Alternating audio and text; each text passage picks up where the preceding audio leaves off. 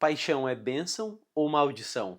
Você já se deparou com alguém que estava traumatizado pelo fato de ter se apaixonado profundamente por algo ou por alguém e não podia nem pensar na hipótese de se apaixonar novamente, como se a paixão fosse o motivo pelo qual a vida dela se perdeu ou se destruiu em algum momento? Triste isso, né? Eu escrevi uma vez e acho que ainda não publiquei que a paixão é o auge do viver. Logo, para mim, a paixão é uma bênção. Quem dera eu passasse todos os dias, todos os momentos no auge do viver, que é andar apaixonado. E por que algumas pessoas temem tanto esse estado de espírito que faz com que todas as nossas células entrem em festa? E por que elas acreditam que esse estado pode destruir as suas vidas ou levá-las à ruína? Aristóteles explicou isso muito bem em Ética a Nicômaco, se não me engano, onde através de uma linda interpretação do Guilherme Freire, eu fiquei encantado com uma coisa que ele disse, que foi o seguinte: quando nós somos escravos das nossas paixões, nós temos vícios. E quando nós somos mestres das nossas paixões, nós nos tornamos virtuosos. Essa frase simplesmente explodiu a minha cabeça e ela deu todo o embasamento que me faltava para que eu pudesse explicar por que a paixão é bênção e não maldição. Então, baseado nessa frase, vamos desmistificar o que a paixão realmente significa e se você tem a tendência a se transformar escravo das suas paixões ou mestre delas. No Brasil, atualmente, muitas pessoas são viciadas em jogos de azar. E o vício que elas nutrem é essa excitação de estar investindo em algo que pode lhes render dinheiro. Mas como o nome mesmo diz, os jogos são de azar, então a probabilidade de você gastar dinheiro e que o seu patrimônio ele vá se esvaindo caso você seja viciado, ela é muito maior, aliás, imensamente maior, do que você realmente ganhar dinheiro. Mas qual que é o ponto aqui? Dinheiro. Os jogos de azar eles fazem com que você crie e nutra a esperança de investir muito pouco, alguns reais, e ganhar milhões. Ou seja, quando nós nos viciamos num jogo de azar, nós estamos viciados na possibilidade de ganhar dinheiro sem trabalhar. Fantástico. Só que não. Mas e os que empreendem e aprendem sobre os caminhos do dinheiro, os que geram emprego e renda e produzem riqueza e constroem grandes fortunas e proporcionam melhores condições de vida para muitas outras pessoas? Eles também trabalham com dinheiro, mas eles trabalham de outra forma. Eles não são escravos do dinheiro ou escravos do jogo, desses jogos de azar. Eles são mestres do dinheiro. Eles são mestres e se tornaram artífices de fazer dinheiro e de produzir riqueza. Logo, eles não são viciados em dinheiro. Pode até haver uma disfunção ou outra ali no meio do caminho, mas a questão é que quem dominou a arte de fazer o dinheiro e de gerar riqueza não apenas para si, mas como para outras pessoas à sua volta, acabou se tornando um mestre do dinheiro e não um viciado.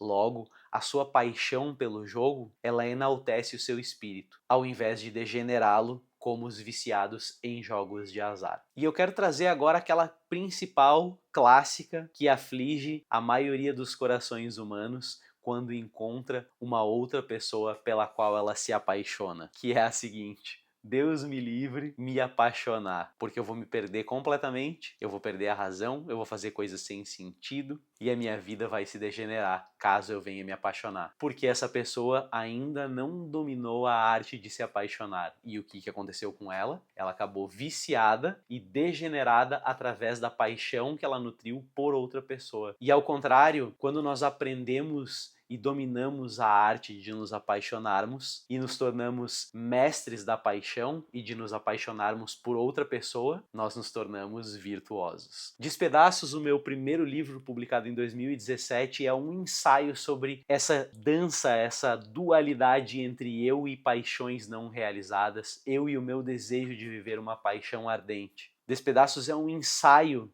que eu me propus a escrever e publicar sobre esse ato do enamoramento. O meu primeiro livro, o meu xodozinho. E para mim foi muito importante lapidar os meus pensamentos. Eu passava noites em claro por conta de uma paixão não realizada, por conta das sensações que eu gostaria de sentir ao lado de uma pessoa e por ter sido privado dela porque a outra pessoa ela não se interessou tanto por mim quanto eu me interessei por ela. Então eu usei essa inadequação que eu senti nesse momento para transformar os meus pensamentos e os meus sentimentos em textos que se transformaram num livro. E eu acredito que esse foi um passo fundamental para transformar a minha paixão, que poderia ter me levado ao vício e à degeneração, e levar o meu estado de paixão para o patamar de virtude. E eu acredito que assim eu me tornei, de certa forma, virtuoso na paixão, porque eu aprendi a lidar com essa energia que estava dentro de mim. Como assim? Eu estou apaixonado, eu não consigo dormir à noite, eu quero sentir sensações maravilhosas e não sou capaz de senti-las porque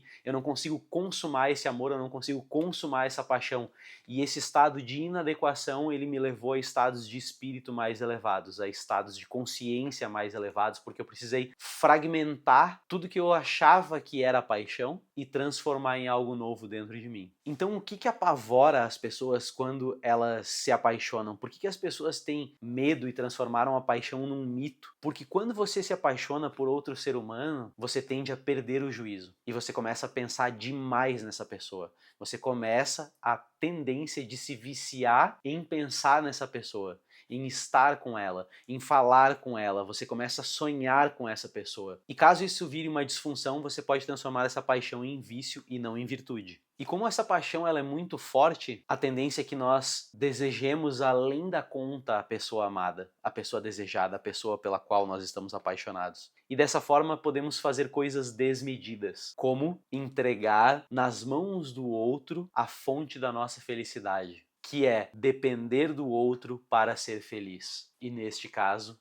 você está degenerando a paixão ao vício e não a virtude. Mas existe um ponto sutil de virada onde você consegue pegar essa paixão e, ainda que ela não seja realizada, ainda que ela não possa ser consumada, você consegue transformar num estado de excitabilidade, de êxtase dentro de você e transformar isso num impulso criativo. E é isso que os grandes artistas fazem, é isso que os empresários fazem, é isso que as pessoas que chegam a um cargo muito alto fazem, é isso que grandes artesãos dotados de extrema perícia e paixão pelo ofício acabam fazendo, elevando as suas paixões e fazendo com que elas sejam o combustível para que eles expandam o seu estado de consciência para atingir novos níveis de pensamento e de realização profissional e pessoal. Por isso é fundamental estar apaixonado. E eu gosto muito da palavra que também tem origem na Grécia, que se chama entusiasmo, que quer dizer quando você está com os deuses dentro. Estar entusiasmado é estar com os deuses festejando em você. E o que você acha disso? Você chegou a mudar de ideia até aqui? Achava que a paixão era algo ruim e agora acha que a paixão é algo bom?